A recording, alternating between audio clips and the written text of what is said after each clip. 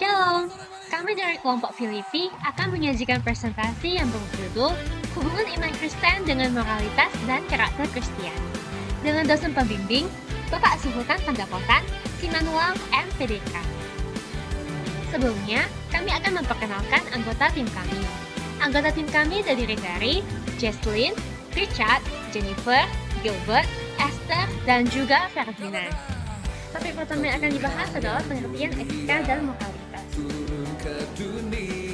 Etika secara harfiah. Secara harfiah, etika berasal dari bahasa Yunani yaitu ethos yang artinya ada istiadat dan kebiasaan.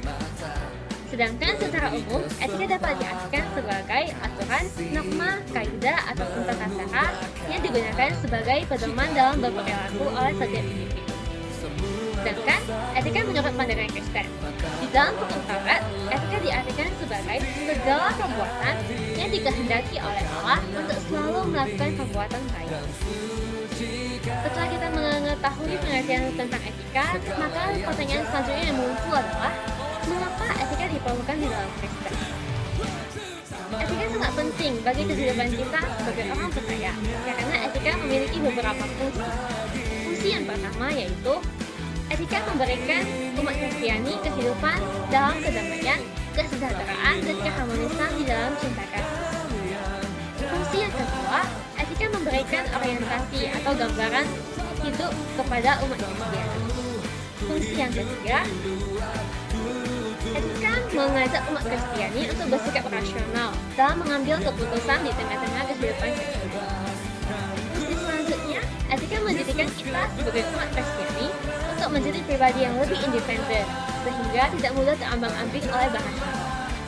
Fungsi yang kelima, etika menjadikan manusia untuk lebih dekat dengan Tuhan dan menaati semua perintahnya. Fungsi yang terakhir dan yang paling penting adalah etika menjadikan kita sebagai orang percaya berubah menjadi pribadi yang lebih baik lagi.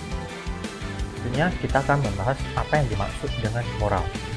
Moral dalam bahasa Latin disebut mores. Kata ini dimengerti sebagai moralitas, yaitu mengenai kesusilaan atau mores, yang berasal dari kata mos atau moris, yang artinya kesusilaan atau kebiasaan baik yang berlaku pada suatu kelompok tertentu.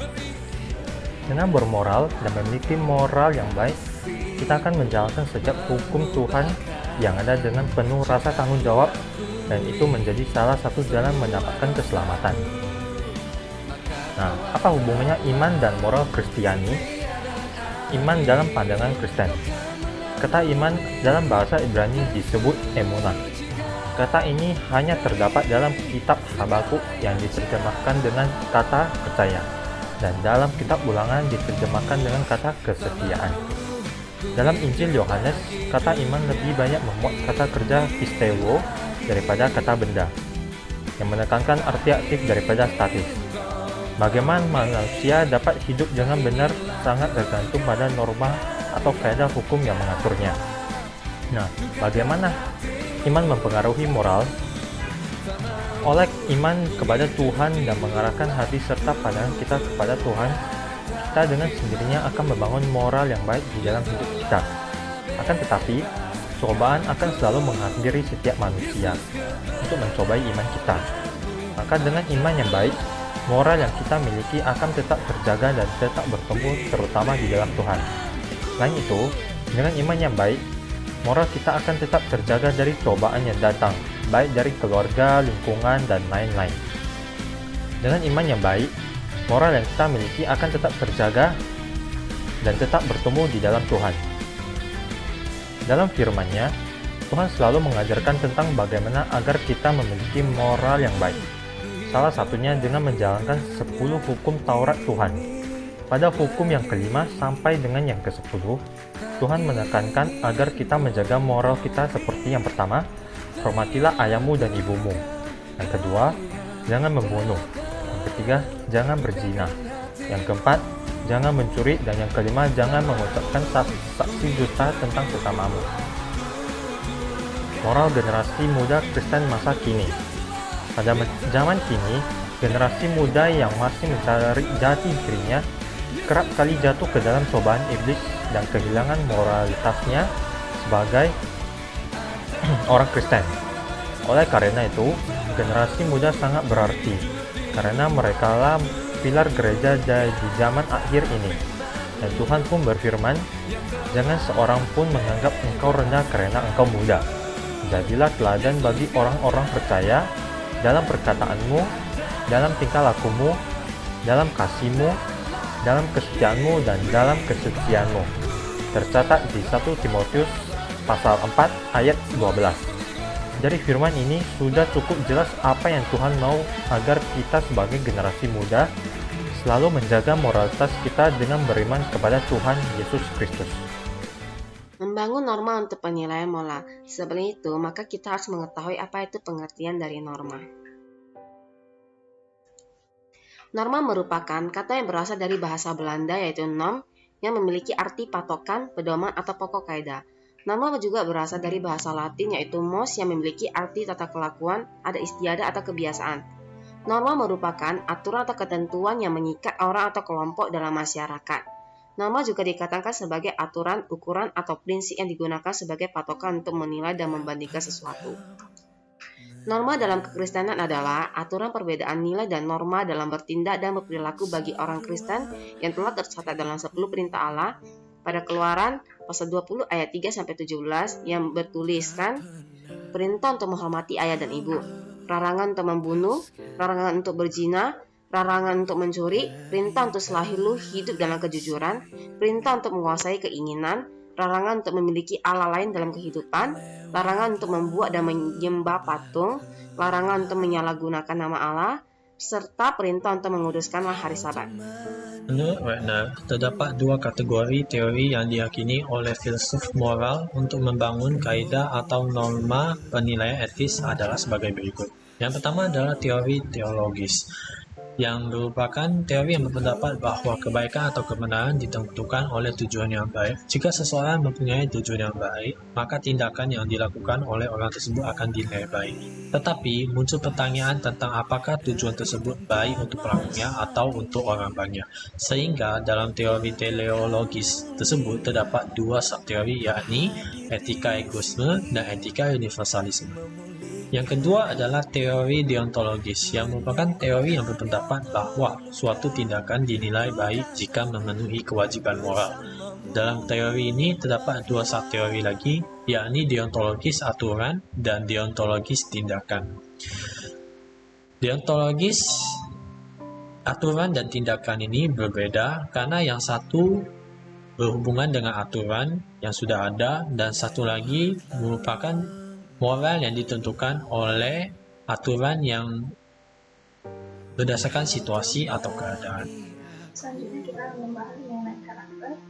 Karakter di sini dibagi menjadi dua. Yang pertama karakter positif. Karakter positif adalah karakter yang menjadi kelebihan, contohnya seperti setia dan sabar. Karakter negatif adalah karakter yang menjadi kekurangan seperti tidak memiliki toleransi dan tidak jujur. Ditinjau dari Alkitab, membangun karakter seorang manusia dapat dilakukan minimal dengan 3 jenis. Yang pertama, karakter rohani, sesuai dengan keinginan Tuhan. Seorang Kristen seharusnya membangun karakternya berdasarkan keinginan Tuhan. Karakter yang dibangun secara rohani akan tumbuh secara rohani. Karakter Kristen memiliki kecenderungan kasih adalah yang utama dan bersifat universal. Contohnya adalah Yesus sendiri, tegas, setia, dan rendah hati. Yang kedua, karakter jiwa adalah sesuai dengan keinginan manusia. Karakter jiwa lebih cenderung kepada produk berpikir yang sistematis dan balance. Ini terkait dengan pendidikan dan karakter dan dari pengetahuan yang dimiliki seseorang. Logika pembentukan karakter, logika menghasilkan nilai moral yang berbeda dapat berbeda di setiap daerah atau kelompok. Contohnya orang Farisi, taat hukum, dan kaku. Yang ketiga adalah karakter daging. Karakter daging adalah mereka yang tumbuh jauh dari nilai rohani dan nilai moral atau salah dari dalam memahami nilai moral itu. Faktor ekonomi serta kurang berpendidikan dan cenderung hidup dalam persaingan yang saling menghabisi dan saling membunuh. Contohnya para penyamun dan bajak laut. Yang mempengaruhi karakter. Menurut psikolog pendidikan bahwa karakter dipengaruhi oleh yang pertama, faktor lingkungan. Seorang anak balita sangat bergantung kepada pengasuhnya, pengawasan, makanan dan sebagainya, sehingga anak ini dipengaruhi sifat-sifat pengasuhnya karena selalu berinteraksi dengannya. Yang kedua, faktor pengalaman seseorang. yang mengalami trauma. Seorang yang mengalami kejadian di masa kecil maka itu akan menjadi karakter kesendirian, misalnya akibat kecelakaan atau menjadi sangat waspada atau selalu merasa khawatir. Yang ketiga, faktor agama mempengaruhi karakter para pengikutnya. Ajaran agama akan membawa seseorang kepada pengaruh doktrin agama. Kejadian belakang ini misalnya bom bunuh diri dan sebagainya merupakan contoh bagaimana ajaran agama atau kelompok yang menyimpang dan itu mempengaruhi karakter manusia, misalnya menjadi fanatik. Jelaskan mengenai membangun karakter seorang Kristen.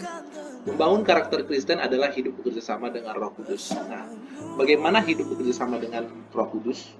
Yang pertama adalah ciptaan atau manusia baru. Kita bisa baca melalui Efesus 4 ayat 21 sampai 24 mengenai satu roh dengan Tuhan. Yang kedua, hidup dalam kekudusan. Berbahagialah mereka yang suci hatinya karena mereka akan melihat Allah. Kita boleh baca di Matius 5 ayat 8 mengenai roh dan kebenaran.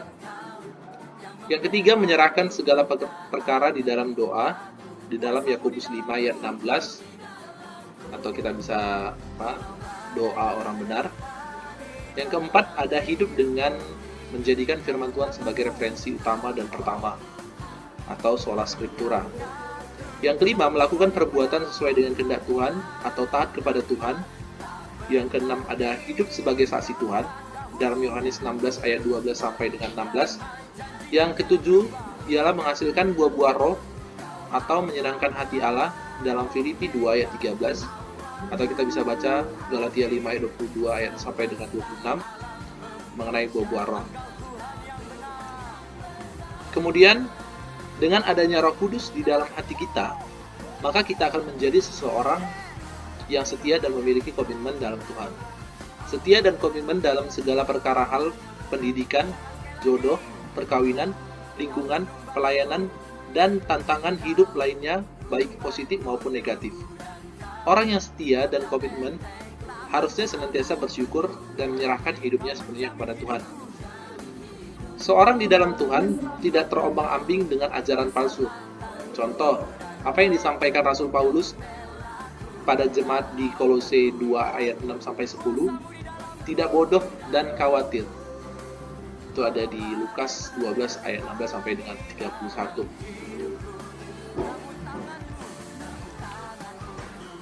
Jika mengacu kepada Yesus, yang tentunya melihat karakter Yesus sebagai seorang manusia yang hidup di dalam kuasa kemuliaan Tuhan, maka karakter yang awal adalah satu, menjadi sumber berkat bagi orang lain, yaitu suka menolong. Yang kedua, tegas dalam berprinsip. Hal ini dapat dilihat saat Yesus membubarkan para pedagang di sebuah rumah persembahan di Yerusalem. Yang ketiga, memimpin dengan memberikan contoh, bukan sekedar teori. Yang keempat, memimpin dengan membantu hingga akhir atau sempurna hingga akhir hayatnya. Yang kelima, memimpin dengan menunjukkan kuasanya atau profesional atau mengetahui apa yang seharusnya. Yang keenam, memimpin dengan apa adanya, terbuka dan tidak memiliki rahasia dalam hidup. Yang ketujuh, memimpin dengan damai atau mengasihi musuh sekalipun. Yang kedelapan, menyerahkan hasil akhirnya kepada Tuhan atau didoakan. Yang kesembilan, Yesus menyatakan kelemah lembutan merupakan syarat yang dapat diterima di bumi.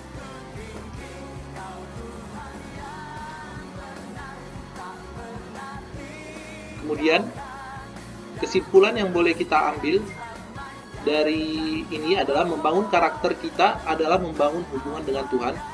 Karakter yang ada di dalam Yesus merupakan contoh dari hasil pekerjaan Tuhan, sehingga serupa dengan Kristus Yesus adalah tujuan kita semua, orang yang telah dibenarkannya. Baik, terima kasih. Berikut presentasi dari kelompok kami. Saya, perwakilan atas kelompok kami, meminta maaf jika terdapat ucapan yang salah dari kami. Shalom dan haleluya. Terima kasih.